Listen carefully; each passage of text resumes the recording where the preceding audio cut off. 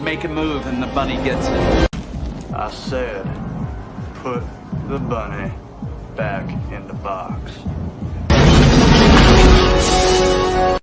Why couldn't you put the bunny back in the box?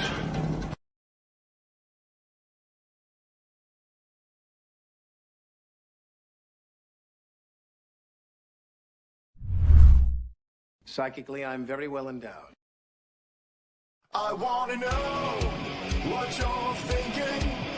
There are some things you can't hide. I wanna know what you're feeling. Tell me what's on your mind.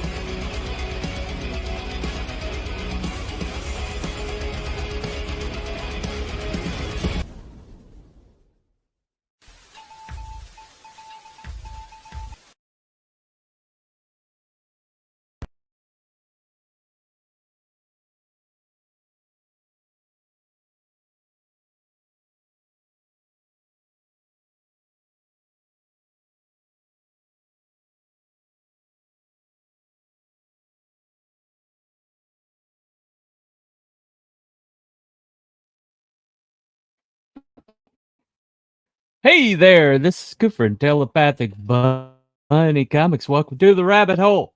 It's the Monday call-in show where the chat is part of the show. If we have chat that shows up, that hasn't happened the last couple times, but we will always hope. Let me start out with a little bit of a review. Now, I got this book from Skunk Artworks via Broken Compass Comics. Written by James Rock, based on a Hindu fairy tale, I think it is. It's called The Splash. Anyway, I did get it for my nephews, but it came a little after Christmas, so next time I see them, I'll have to have it for them. But the art is really neat. It's that Skunk Artworks art that we've come to know him for. I mean, just there you go. The story is very simplistic. Has a nice little ebb and flow to it that I like.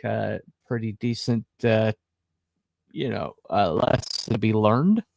And it's just a neat little book. It's kind of like the old Golden Book hardcover. So I'm gonna get this to my nephews eventually, but I enjoyed it. And also got the Skunk Artworks compilation book here, which has got just some really cool art in it. He did a piece for me. It's not in this book, but he's a really unique artist. So I got mine with this and just really pushed it over the top as a nice package to get. I think it's still alive on Indiegogo. Not sure. I think it's still over there. I didn't confirm before the show. Kind of got a little behind, but pretty sure it's still active over there. My carrot rating for this, I'm gonna go with this.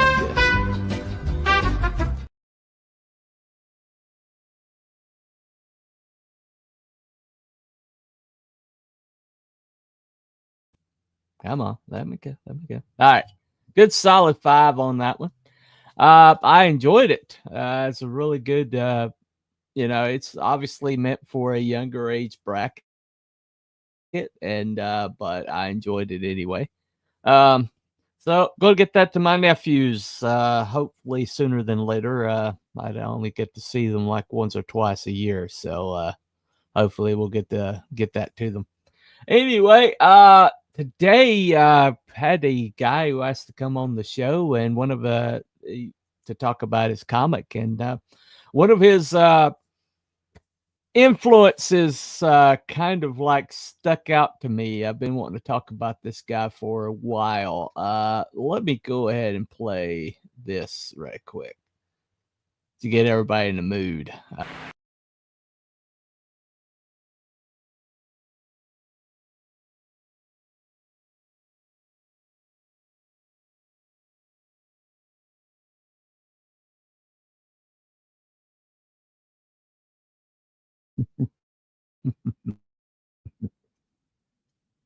All right, thank you, StreamYards, for hanging on way too long. Anyway, so this show that came out, it started out with a series of movies, 1972, year before I was born. It came out as a movie called Night Stalker, off of an unpublished novel written by Jeff Rice, where Kolchak goes up against a vampire, Janos Skorzeny. Then there's another film that came out in '73 called The Night Strangler, and it was so well received, as was the previous movie, that they decided to make a series out of it.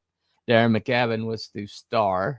Jeff Rice sued him to start with, but they originally titled it Night Stalker, but there was a serial killer going around at the time that there was being called the Night Stalker, Ramirez.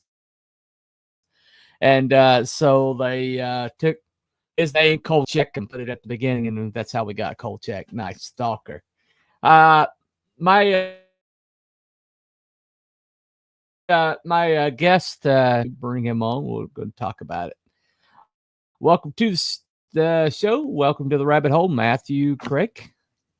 Welcome, Yep. welcome. Thank you. Is it my side or your side that's glitching up? No problem. I Well, keep it could be hearing both. echoes and stuff. I don't know. StreamYard. Okay. Oh, okay. Well, yeah, it's not me, so it might be on your side. I don't know. Anyway, you pronounce that Crake or Creek? The first pronunciation was correct. It's like cake with an R. Crake. Gotcha. All right. So German, kind of German. Okay. Yep. Anyway, so when's the first time you watched a Kolchak episode? I don't remember, but I was a kid when I watched it. I think it was on Sci-Fi Channel back when they had great shows. I haven't really liked them that much since they became Swi-Fi. Right. Yeah, it's an awkward spelling. Yeah, I often thought that they just went soft after they got rid of the SCIFI. Yeah. But there's a lot of great shows that kind of like didn't last the season that they would show on Sci-Fi, and that was definitely one of my favorites. I saw it. Probably a couple years ago. So it hasn't been that long, but Chris Carter has always like talked about Kolchak. He's the guy that created X-Files and the Millennial. I think he's also invented some other things, but I didn't really look it up. Hold on one second. I got a comment over here. Let me see. Wookie, what's up, Way? Hey there, Bunny. Hey, bud. What's up, Wookie? Anyway, so that's one thing about Kolchak is when you look at the TV landscape at that time, there wasn't really a lot of like horror on the TV. You know, at that time it was like All in the Family and things like that, and you know, you didn't really expect to see vampires and supernatural beings and possible aliens, or I mean they pretty much went everywhere. Artificial intelligence, they covered that. I mean, what's That's actually the one what's your episode I favorite haven't aspect of the seen. show? Oh, sorry. But the episode where he fights Mm-hmm. the robot is the one episode I haven't seen. Oh, okay. Yeah, I watched that over the weekend. It's worth a look. It's Yeah. pretty cool. Yeah. Yeah, it's they had like a who's who of actors, early 70s actors in there. Well, I watched one with Tom Skerritt, but there was Scatman Crothers, Dick Van Patten, Larry Storch from F Troop. He was in there. John Phil Silvers from the Phil Silvers Show, Bernie Coppell from Love Boat fame. So he had quite just with the few episodes they did have, they had quite a few people go through there. Some pretty large names. Pretty much a Yeah. who's who.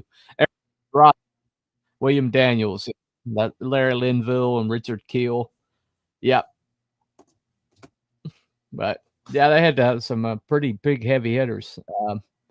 And some of the episodes were written by Richard Matheson. Richard Matheson's one of my favorite authors of all time. Yeah.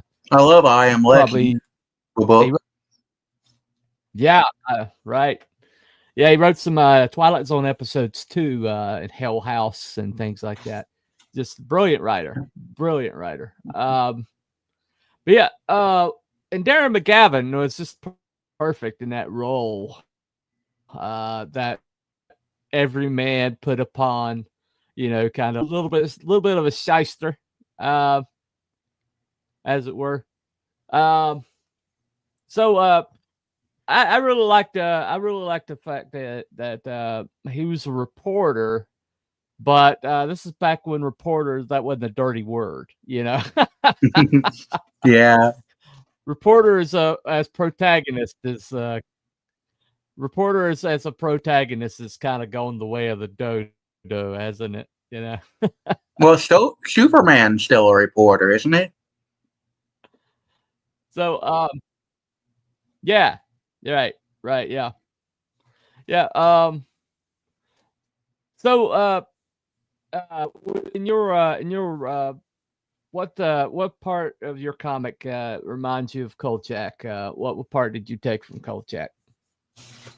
That's difficult to put into words, but basically, I envisioned a story about. It's also inspired by Supernatural, which I think was also inspired by Kolchak. Mm-hmm. But basically, the concept of the comic was going to be, Kripke, is going to be a monster of the week type story where two paranormal investigators try to solve paranormal crimes for money in a world that doesn't believe in paranormal phenomenon. Mm-hmm. Each comic, I want to have its own self-contained monster mystery. Right. Sorry. One thing about Kolchak that I always liked was the fact that he got into this stuff not out of heroism or out of the desire to protect the public, but he got into it because he's nosy, and he's just got to know. And I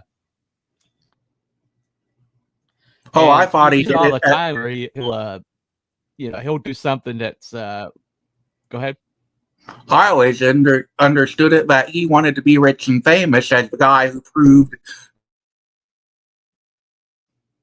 They imply he wants a Pulitzer Prize and thinks that's how he's going to get it.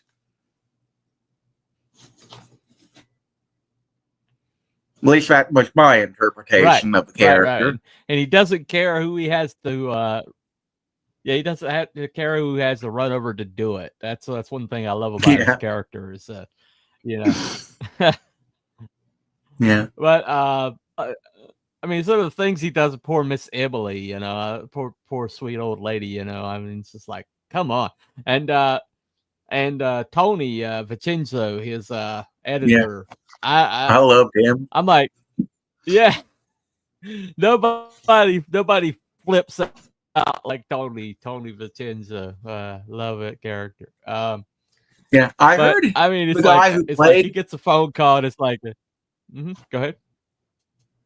I heard that Tony Vincenzo's actor went on to play a villain in Get Smart. Oh yeah, yeah. I'm not sure. Simon Oakland was his name. He was one of those. People just don't understand that there was a rotating cast of actors around Hollywood at that time. That you see them all throughout shows and movies and everything, and people like Ernest Borgnine, people who just had like ability to just step into any role, whether it was on the small screen or big screen, and it was like that's why everything was so good, is because even their bit player actors were top notch, and they had a whole bunch of writers in the writers' rooms who were just like really solid. One of the writers' rooms was went on to write. I think he went on to write The Sopranos. Yeah. Really? Chase. Yeah. Never Yeah, watched he that, to be started out honest. in Kolchak's writing room. So it's pretty impressive. There's a whole bunch of people that got their start. But yeah, I mean, that's back. David Chase, creator of Sopranos, also worked on the series as story editor. He was a story editor, first regular at that position in Hollywood. Yep. And Robert Zemeckis got his first professional writing credit on Kolchak. So on the script for Chopper.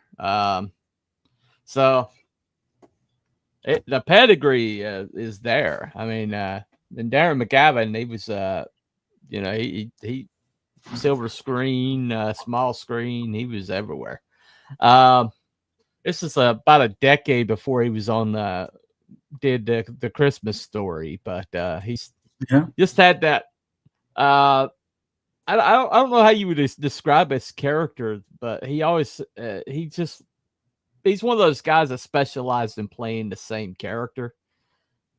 And it's like when somebody would like write a script, they were like, "Oh, I need a Darren McGavin type," It's like, well, see if Darren McGavin's available, But that was just back then, where but he inhabited Kolchak. He was executive producer on the show, and he kind of got burned out on it later on that season because it became kind of like Monster of the Week, and some of the production values were falling, and so he kind of like asked out of his contract. That's one of the things that killed the show. But I thought they said he just oh, sorry. Go ahead. I heard he didn't get credit for writing some of the episodes too.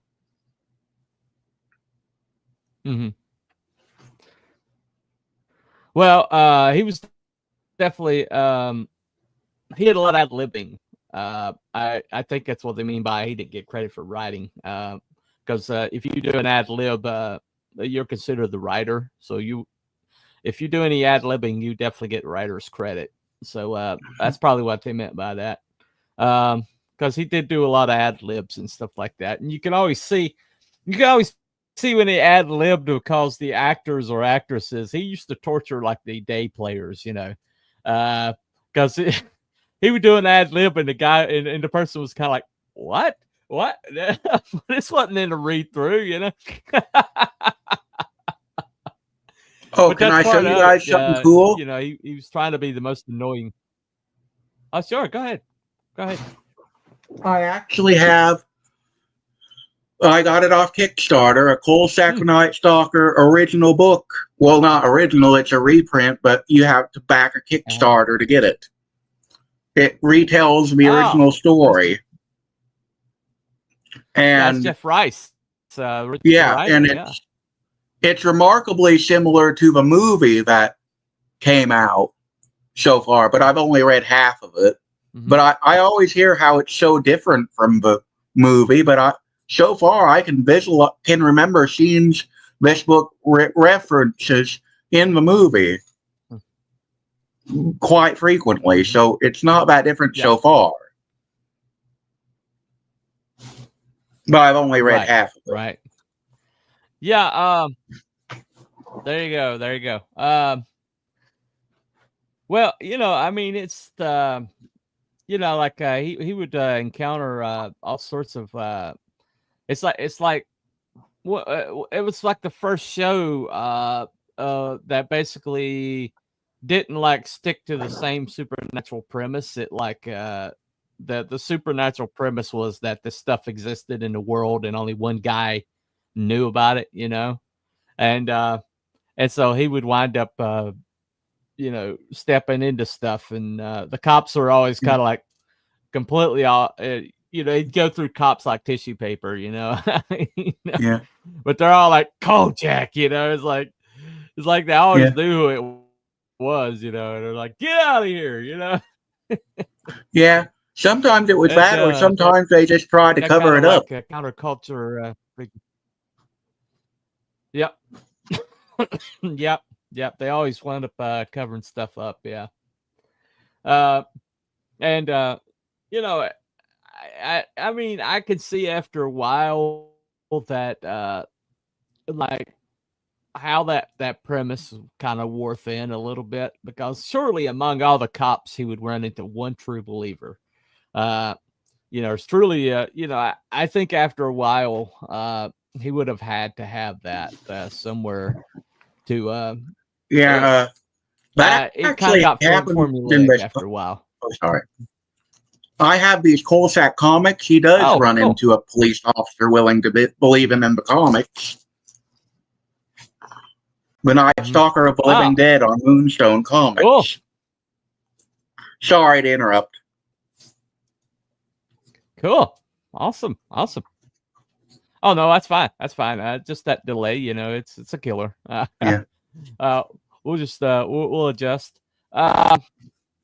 Yeah, that's cool. I've always that's one thing I kind of wanted for the series, is I kind of wanted somebody else out there to kind of like play off of him. That was more of the believer, like you had Fox Mulder, and then you had Scully, and yeah, he did occasionally find. Like, she was. Mm-hmm. Yeah, I was just gonna disagree with you for a bit. He did find the occasional ally, but they only lasted like one episode ever. Like that one where he fought the shapeshifter, and he met a terminally ill man who believed him, but he thought that Kolchak himself was the shapeshifter. Right. Or the conductor. Conductor? I don't remember that. Right, exactly. Like the doppelganger episode. Yeah. Yeah, the doppelganger episode. Yeah. That conductor that was the. Oh yeah. I remember that. The guy was trying to take over. Yeah, I remember that now.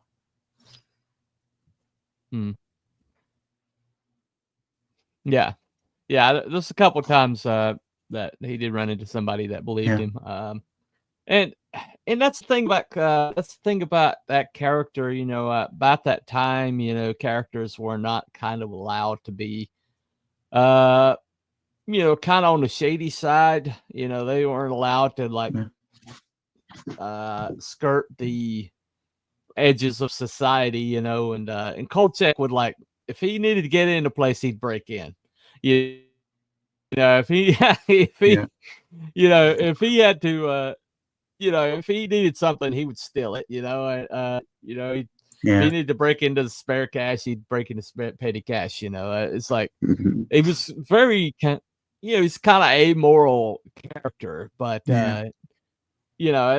that was revolutionary at the time, and I think that's one of the reasons why he's so still talked about today and still inspiring people today.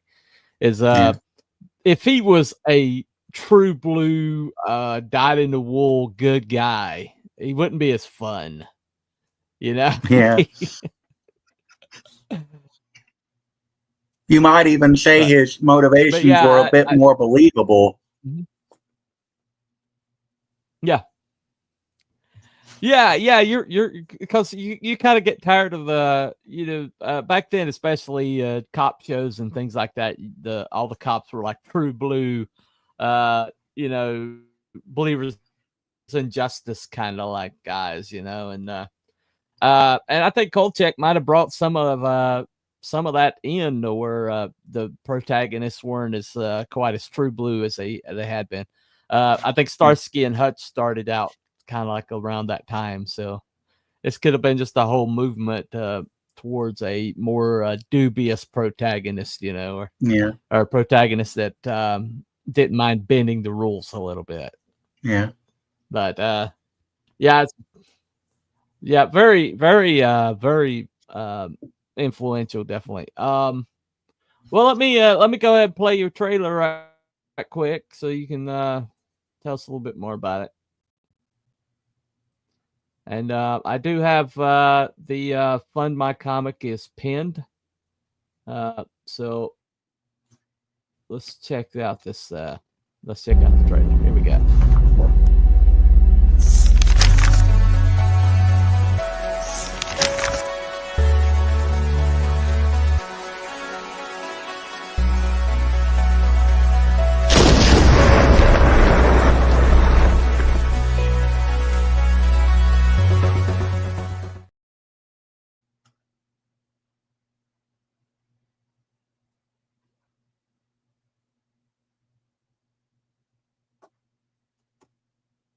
All right. Pretty cool. Yeah. I actually got a printed copy right here. It's all Stone. Go ahead. Oh, there you go. Sorry. Yeah. This is no one problem. of our prototype printings that we did for conventions and such. Oh, cool. Is Officer Stone a permanent thing, or is he just he's going to be a main character if this series goes on.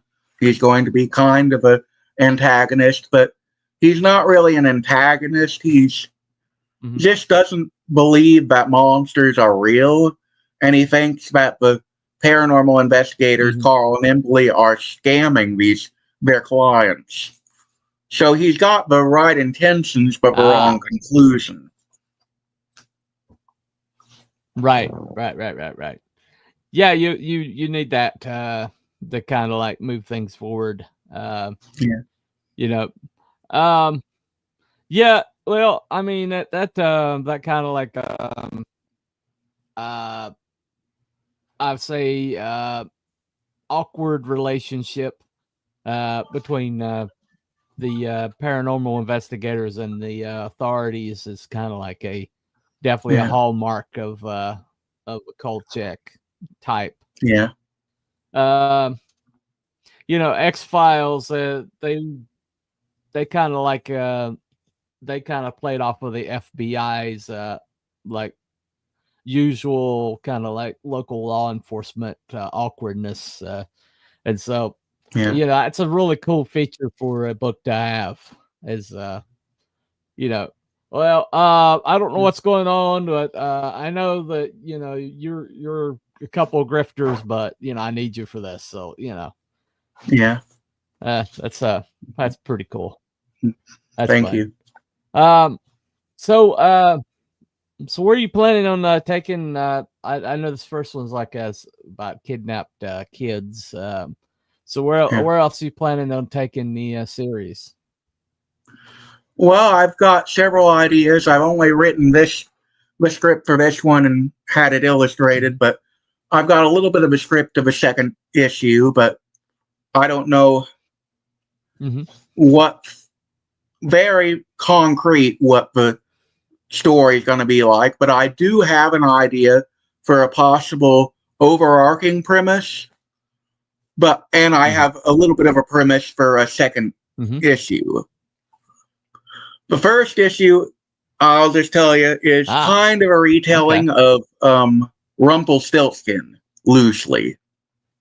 Second one will be a loose interpretation of The Little Mermaid. Very loose interpretation. And after that, I plan to go a little bit more on my own stories. But for the first, like, 3, I intend to adapt fairy tales loosely.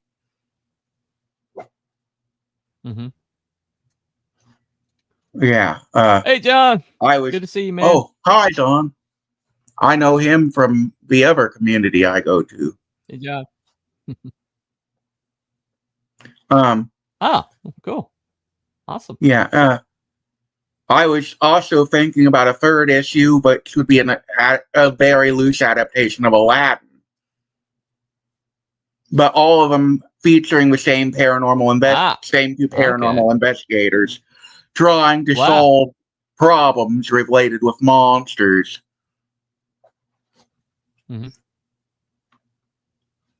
Right. And probably most of them. So, give us a quick rundown on the. Go ahead. And a lot of them will feature that police officer too. He's going to be the third reoccurring character. Okay. Cool. Well, but you were tell saying us about your protagonist. How they get into paranormal. Well, I'm really not sure on Carl's end. I have never really written that down, but I know Emily's dad believed in monsters. One day he went off the deep end and invented this machine that he claimed could predict who was a monster or where monsters were, and got thrown in an asylum for using it to burn a vampire. The device he invented is basically a Geiger counter that detects magic. I call it the MOD, Magic Origin Detector. After he was imprisoned, his daughter Emily started reading over his notes and realized he was right.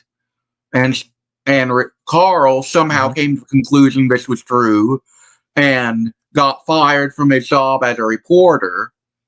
And because nobody believed him.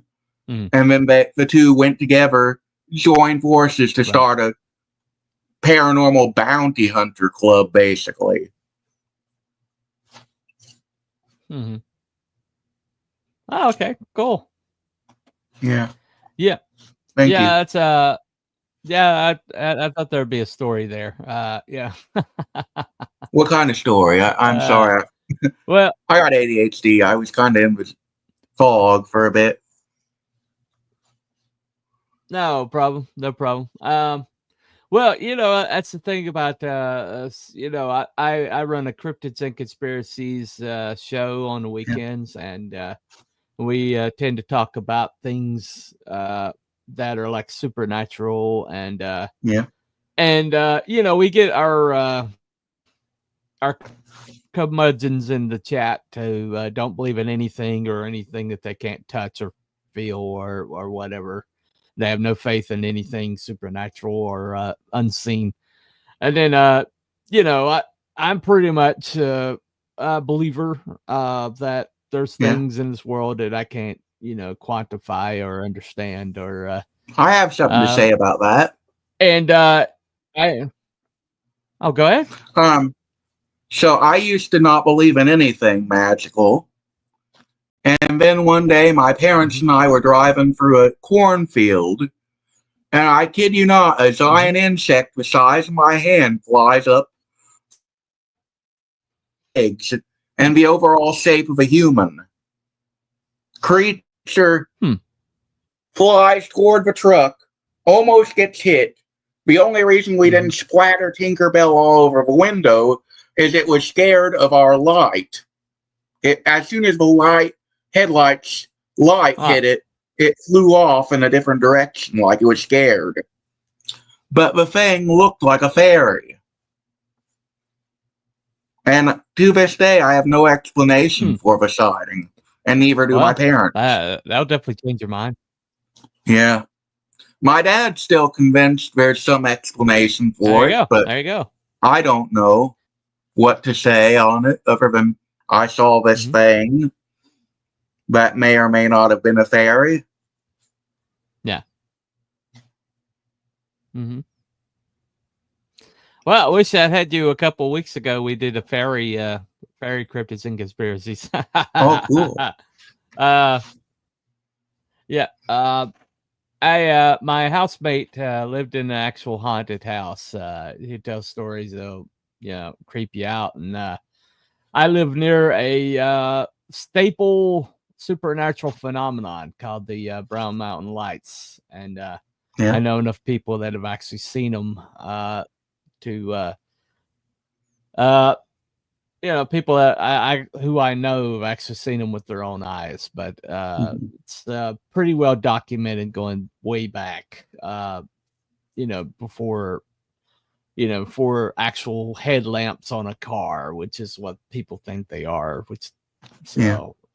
but yeah, so I do believe that there's things in this world that are, that are greater than what's dreamt of in your philosophies or ratio, Yeah. So I keep my eyes open and I keep my mind open, I'll kind of allow for things like that to happen. So anyway, so this is available on Fund My Comic. I believe you have a free comic giveaway. All right. Yeah, it's for the next 24 hours. It's been going for about 90 days or so, or I don't remember, but I got 13 people signed up so far. All you have to do is give me your email address, and you get a free chance to win one of 5 print copies. It's on kingsumo.com. Did I share that with you? Yeah, it's in the link in the description below. Okay, it's in I wasn't looking at the comments. Let me look. Okay, there we go. Yeah. Yeah. Anyway, I've got that. I've got your website. I got your website, and I got your Fund My Comic listed. So those are all 3 links in the description below. If anybody wants to take a look.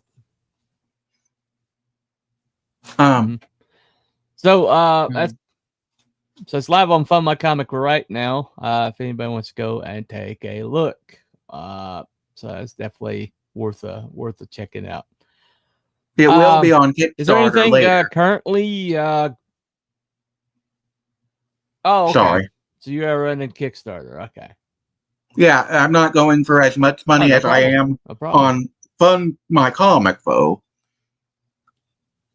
I actually did a Kickstarter first, but it didn't work.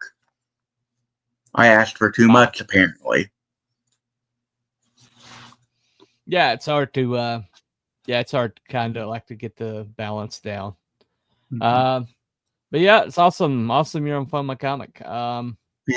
So is there anything currently in the culture that you're watching or that's inspiring you that has to kind of like do with the supernatural? Honestly, there aren't very many modern shows I like. That's horrible to say, but well, the last show I faithfully sorry state right now. Yeah, the last show I've faithfully watched was Superman and Lois. I love that show, but most other shows are getting boring. In my opinion. I mainly, if I want to watch a movie, go to the theater or Amazon. Writing is not there. Yeah. But nothing to do with paranormal lately. All those don't seem to be that good anymore. No. No, I agree with that. It's we kind of had a golden age there, and then it's just kind of like dried up. So maybe it's time for somebody to put another IP into the world that's going to capture imaginations again. So for those of you out there that got like supernatural comics or novels or working on television shows or TV or movies, this is about be your era, So yeah. So everybody just keep putting the stuff out anyway. All right. Thank you for coming, Matthew. You got Thank you. anything else to share that we haven't talked about so far? Well, I do have a book I wrote. Nothing to do with this story, though. Okay.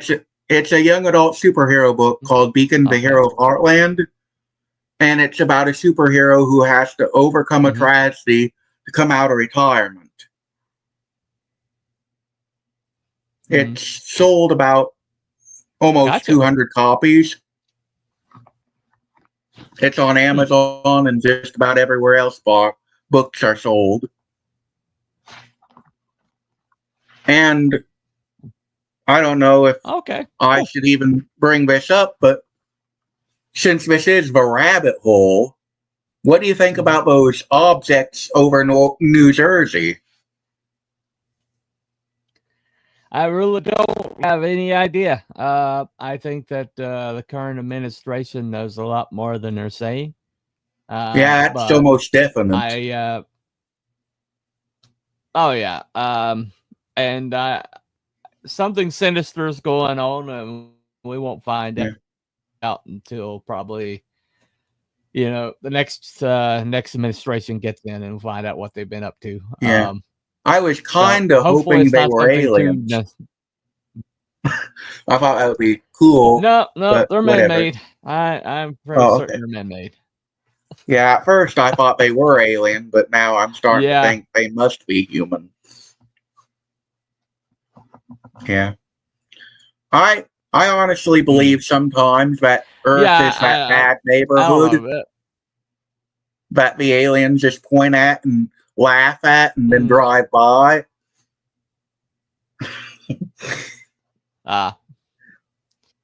Yeah, they probably roll up the windows in space, and they drive by here,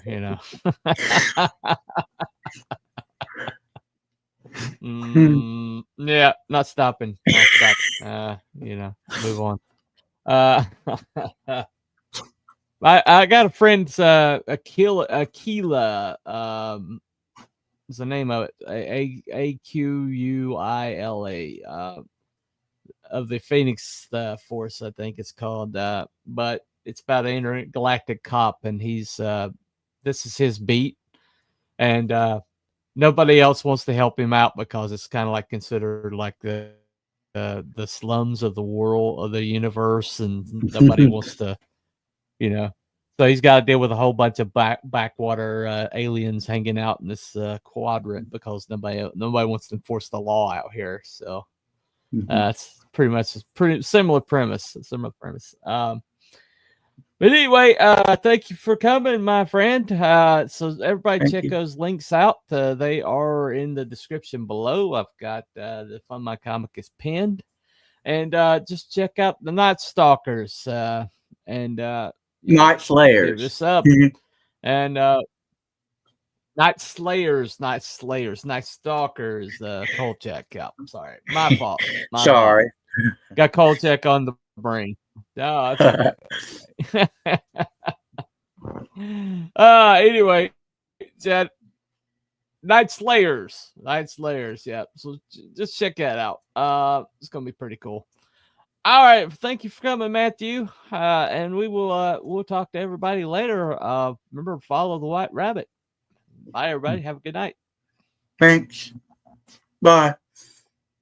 All right.